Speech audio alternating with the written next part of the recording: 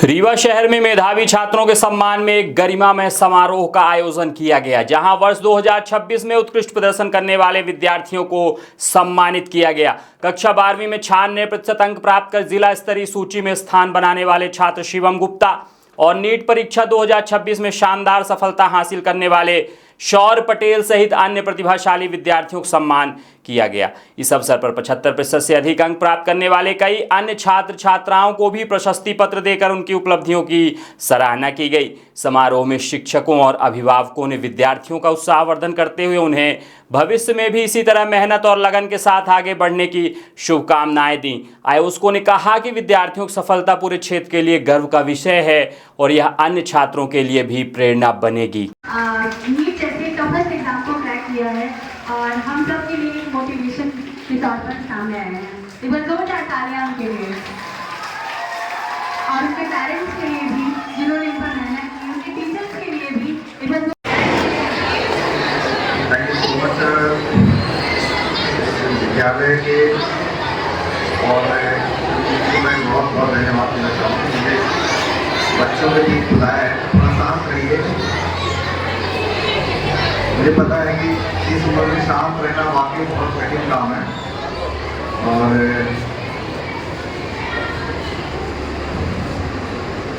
बच्चों को कुछ सिखाना, मुझे लगता है कि बच्चों से पहले बहुत कुछ सीखने की ज़रूरत है बल्कि उन्हें सिखाने की।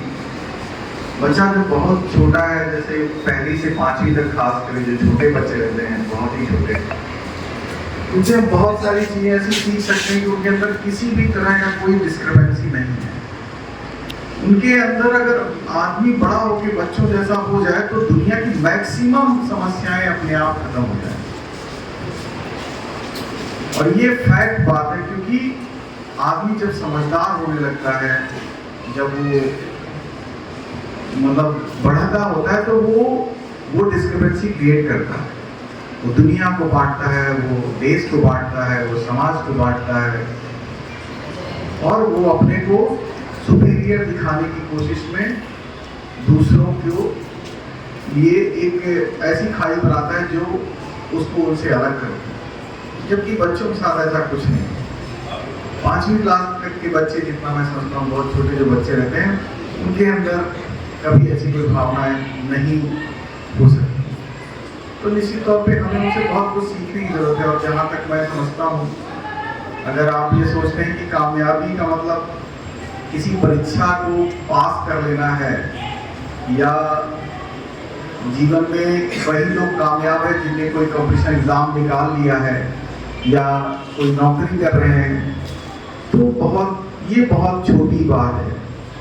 जीवन इसलिए उस पर खुश नहीं रह सकता या जीवन में इसलिए सुकून नहीं रह सकता कि आपने कोई नौकरी कर ली है या आपने कोई कंपटीशन एग्जाम निकाल लिया है या आप पैसे कमा रहे हैं। जीवन, मैंने कहा है कि जैसे एक पड़ाव आने के बाद निश्चित तौर पे आपने कोई कंपटीशन फाइट किया है, तो उस दिन जो खुशी मिलती है वो बहुत ही भयानक होती है। मतलब आप यकीनन साथ में आसमान पर होते हैं, आपने मेहनत की थी और उसका वो फल है, तो आपको उसे एंजॉय करना भी चाहिए। पर आप जब देखेंगे, जब आप कॉलेज में पहुंच जाएंगे, तो उसके बाद जैसे हजारों लोग होंगे, तो वो सब चीज़ें धीरे धीरे डल होने लगी। जो आंतरिक खुशी होगी उसमें कहीं ना कहीं आप हर रोज कोई कॉम्पिटिशन नहीं दे सकते और हर रोज कोई एग्जाम का रिजल्ट नहीं आएगा कि आपको उतनी ऊर्जा से उतनी खुशियाँ प्रदान कर सकते हैं। बच्चों, मैं जीवन में मैं ये चाहता हूँ कि हर बच्चे को शिक्षा का बराबर अधिकार मिले। वो अधिकार इसलिए ज़रूरी है कि जब तक पढ़ नहीं लेते, जब तक आप चीज़ें जान नहीं लेते, तब तक आपके बहुत सारे रास्ते अपने आप ही बंद रहते। जीवन का बहुत सारा ऐसा अनुभव है, बहुत सारी ऐसी चीज़ें हैं जो बिना किताबों से गुजरे आप नहीं पा सकते। और जो लोग, आप खुश नसीब है कि एक अच्छा विद्यालय आपको मिला है। गांव में आज भी बहुत सारे बच्चे हैं जिनको स्कूल नसीब नहीं होते, अच्छे स्कूल नहीं मिलते, अच्छे शिक्षक नहीं मिलते। और जिस विद्यार्थी को जीवन में अच्छा विद्यालय, अच्छा शिक्षक नहीं मिला, उनके में बहुत सारे ऐसे बच्चे रहे होंगे गांव में। एक हमारे प्रोफेसर साहब थे हिंदी के, वो कहा करते थे कि डॉक्टर साहब, इस देश के गांव में न जाने कितने अब्दुल कलाम जैसे लोग न जाने कितने रामाजनम जैसे गणतज्ञ गांव की गोबर की मिट्टी में दब गए क्योंकि उन्हें स्कूल ही नहीं मिला। तो आप लोग अच्छे वो हैं, क्योंकि मैं समझता हूँ जैसे अब्दुल कलाम मान लो स्कूल नहीं जा पाते तो क्या वो साइंटिस्ट हो सकते थे? नहीं हो सकते थे। हमें स्कूल नहीं मिला होता तो मैं क्या डॉक्टर हो सकता था? नहीं हो सकता था।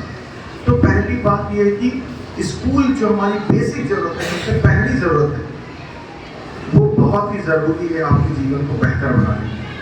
और मेरी शुभकामनाएं आपके साथ हैं कि आपको एक अच्छा स्कूल मिला है। इतनी जोश में जितने में आप दिखते हैं, निश्चित तौर पर एक दिन देश के लिए, समाज के लिए बहुत अच्छा करेंगे। जरूरी नहीं कि आप कुछ कोई प्रोफेशनल एग्जाम निकाल लें या कोई प्रोफेशनल एग्जाम पास हो, पर अगर आप एक अच्छे इंसान भी हैं इस देश के लिए, तो भी वो देश के लिए बहुत बड़ा एहसान है। और देश के लिए वो बहुत कुछ कर सकता है वो बच्चा जो कोई एग्जाम फाइट नहीं भी किया होगा, लेकिन वो एक अच्छा इंसान बनकर निकला है स्कूल से। तो विद्यालयों की पहली जिम्मेदारी होती है, जो यहाँ शिक्षक हैं, मैं उनसे बस इतनी रिक्वेस्ट करूँगा कि अपने बच्चों को वो निश्चित तौर पे वो पढ़ाएं जो उनके पास सब्जेक्ट में है, पर उनके अंदर एक मॉरलिटी, एक इंसानियत का वो भाव जरूर पैदा करें कि वो इस दुनिया में, इस देश में रहने वाले हर इंसान को एक बेहतर इंसान या एक कम से कम एक ऐसा इंसान समझें कि जिसके तहत जो तकलीफ उनको हो सकती है वो दूसरों को भी हो सकती है, और दूसरों की तकलीफ भी उतनी ही संजीदगी से समझें जितनी कि उनकी खुद के लिए।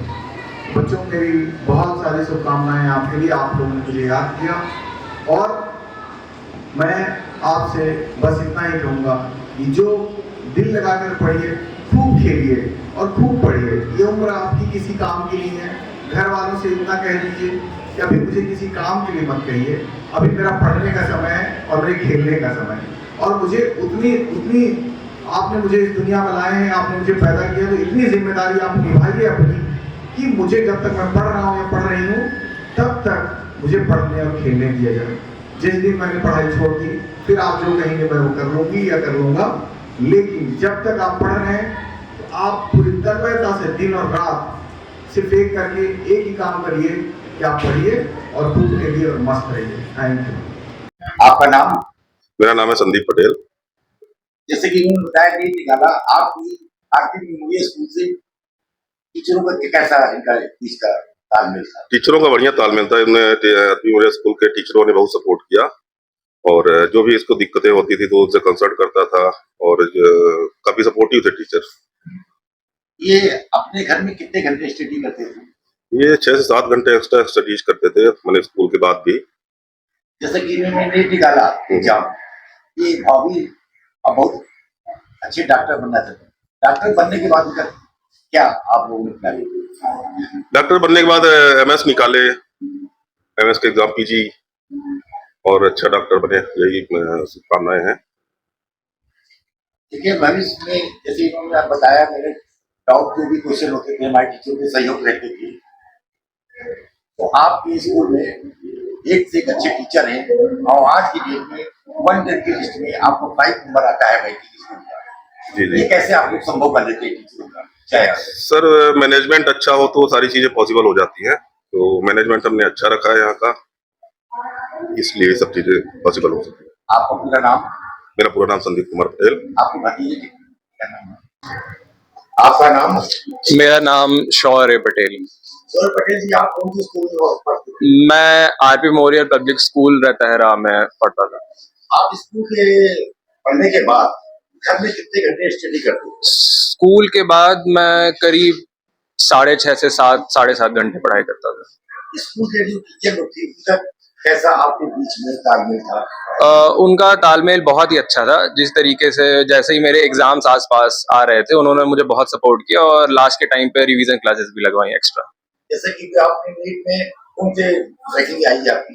मेरी रैंकिंग है 56,664, और मेरे मार्क्स हैं 529। आने वाले भविष्य में आप क्या बनना चाहते हैं?